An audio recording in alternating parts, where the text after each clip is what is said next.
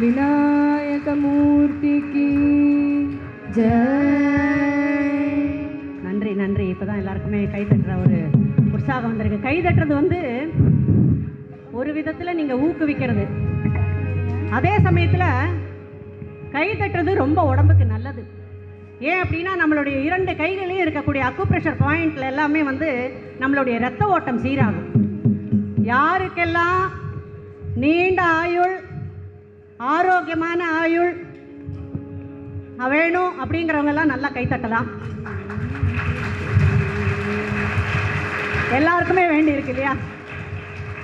ஏன்னா 90 வயசுல ஒருத்தர் போயிட்டா கூட அவர் 70 வயசுக்கு அவர் நினைச்சுப்பார், 90 வயசுல போனா கூட 90 வயசுல அல்பாயுசா போயிட்டாரு அப்படின்னு சொல்லுவாங்க அவரை. அப்படிதான் மனுஷனோட ஆசை. இந்த மனுஷ ஜென்மம் மட்டும் ரொம்ப ஆசைக்கும் பாசத்துக்கும் கட்டுப்பட்ட ஒரு ஜென்மம். அரிது அரிது மானிடராய் பிறத்தல் அரிது, அதனினும் அரிது கூன் குருடு செவிடு பேடு நீங்கி பிறத்தல் அரிது இல்லையா? இப்போ எல்லாருக்கும் நமக்கு கை கால் கண்ணு செவி எல்லா புலன்களையும் இறைவன் நல்லா கொடுத்துருக்கார். எல்லாம் இலவசமாக கொடுத்துருக்கார்.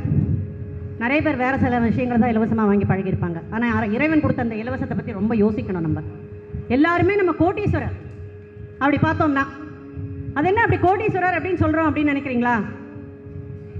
ஒரு சின்ன விபத்தில் ஒருத்தருக்கு முட்டி அடிபட்டு நீ ரீப்ளேஸ்மெண்ட், அதாவது முட்டி வந்து மாற்று இதில் அறுவை சிகிச்சை பண்ணுறதுக்கு அவருக்கு கிட்டத்தட்ட ஒரு 2 லட்சம் ரூபாய் செலவாச்சு.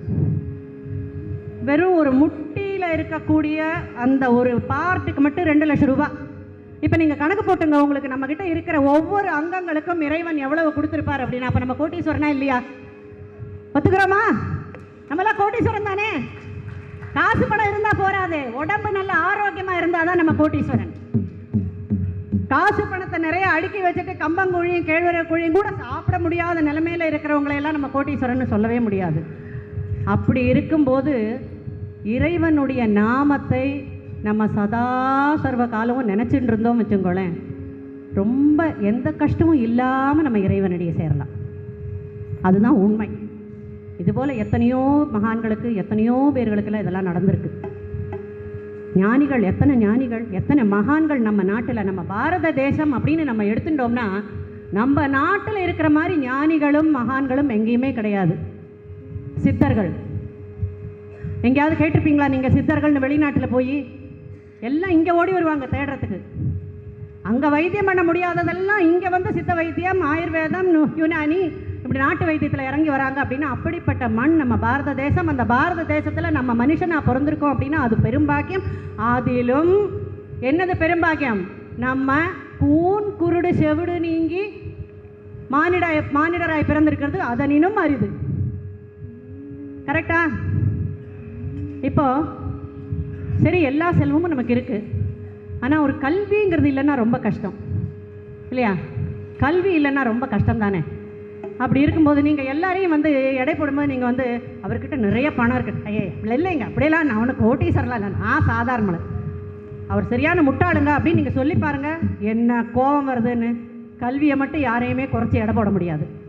அப்போ அந்த கல்விக்கு உண்டான, கலைக்கு உண்டான கடவுள் சரஸ்வதி தேவி.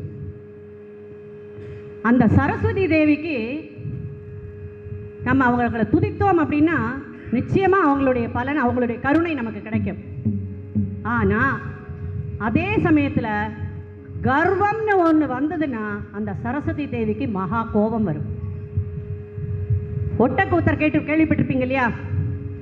ஒட்டக்கூத்தரையும் கம்பரையும் அழைத்து ஒரு சோழ மன்னர் ராமாயண காவியத்தை எழுத சொல்கிறார். அந்த ராமாயண காவியத்தை எழுத சொல்கிற போது ரெண்டு பேருமே சரஸ்வதி தேவியை வணங்கி சரஸ்வதியுடைய அருள் பெற்று எழுத தொடங்குறாங்க. ஆனால் இந்த ஒட்டக்கூத்தர் மனசில் வந்து இந்த கம்பரோடு போய் நம்மளை எழுத சொல்கிறாங்களே அப்படின்னு ஒரு செருக்கு. கம்பரை வந்து ரொம்ப மட்டமாக எடை போடுற மாதிரி. இது அந்த தேவிக்கு நன்னாவே தெரியறது, கம்பருக்கும் தெரியும். ஆனாலும் அவர் அதை காட்டிக்காமல் ராமாயணத்தை எழுதுகிறாங்க. ஒரு சிறிய ஒரு காலத்துக்கு பிறகு அந்த சோழ மன்னன் கூப்பிட்டுட்டு ராமாயணம் எவ்வளோ தூரம் எழுதியிருக்கீங்க காட்டுங்க அப்படின்னு சொன்னால் கம்பர் அதிகமாகவே எழுதியிருந்தார். ஒட்டக்கூத்தரால் எழுத முடியல. சரஸ்வதியுடைய கோபம் அவரை தாக்கிவிட்டது. அப்போது ஒட்டக்கூத்தர் சொல்கிறார், கம்பரே எழுதட்டும் அந்த ராமாயணத்தை அப்படின்னு விலகின்றார். அப்படி வந்தது தான் நம்மளுடைய கம்ப ராமாயணம். அதனால் அந்த சரஸ்வதி தேவியை வந்து வணங்கி நம்மளுடைய கல்வி, கலை எல்லாத்தையும் பெறலாம். ஆனால் ஆணவத்தையோ செருக்கையோ அகம்பாவத்தையோ காட்டக்கூடாது. நம்ம எந்த நிலையில் இருந்தாலும் நாம் நம்மளுடைய பணிவும் அடக்கமும் நிச்சயமாக நம்ம கூட இருக்கணும். அடுத்தபடியாக சரஸ்வதி தேவியை பற்றிய பாடல் உங்கள் செவிக்கு இனிய விருந்து.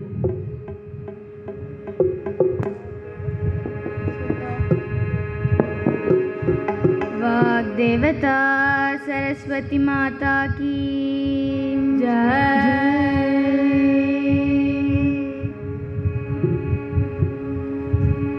हंसवाहन देवी अम्मा सरस्वती, हंसवाहन देवी अम्मा सरस्वती, हंसवाहन देवी अम्मा सरस्वती, हंसवाहन देवी अम्मा सरस्वती, என்னாவில் வந்து நடனமாடும் அம்மா சரஸ்வதி, என்னாவில் வந்து நடனமாடும் அம்மா சரஸ்வதி, என்னாவில் வந்து நடனமாடும் அம்மா சரஸ்வதி,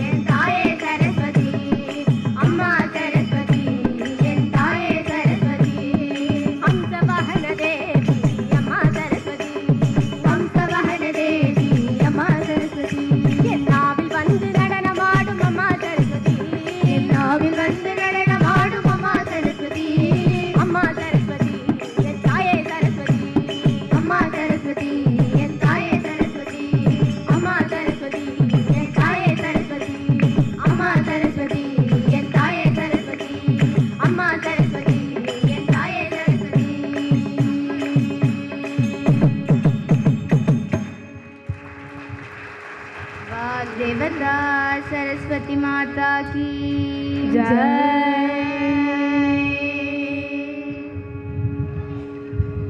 அடுத்தது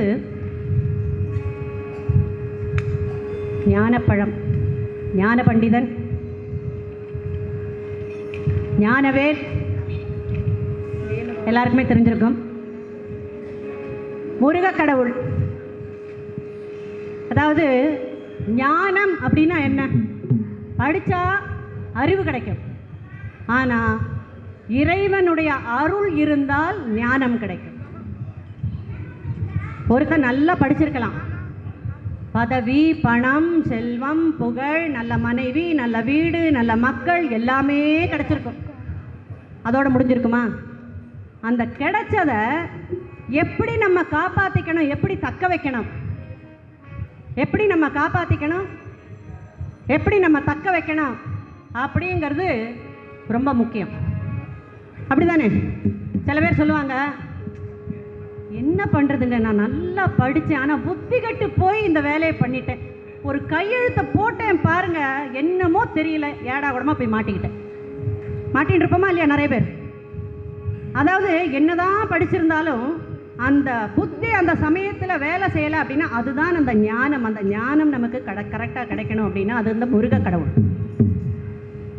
எங்கேயுமே ஞான சூலம், ஞான சூன்யம் வேணால் சொல்லுவோம், ஞான சூலம் சொன்னது கிடையாது, ஞான சக்கரம் அப்படின்னு சொன்னது கிடையாது, ஆனால் ஞான வேல். அப்போது ஞானத்துக்கு உகந்தவர் அந்த முருக கடவுள். அடுத்த பாடல் அந்த ஞான பண்டிதனை, அந்த முருகனை, ஆறுமுகனை நல்ல இனிமையான இசையோடு பாட போகிறாங்க. நீங்கள் எல்லாரும் நல்லா இந்த பாட்டை நீங்கள் ரசித்து நல்ல கைதட்டி நீங்களும் சேர்ந்து பாடணும் அப்படிங்கிறது என்னுடைய விண்ணப்பம்.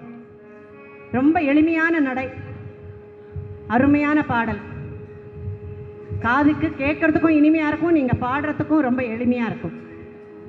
தொடங்கலாமா?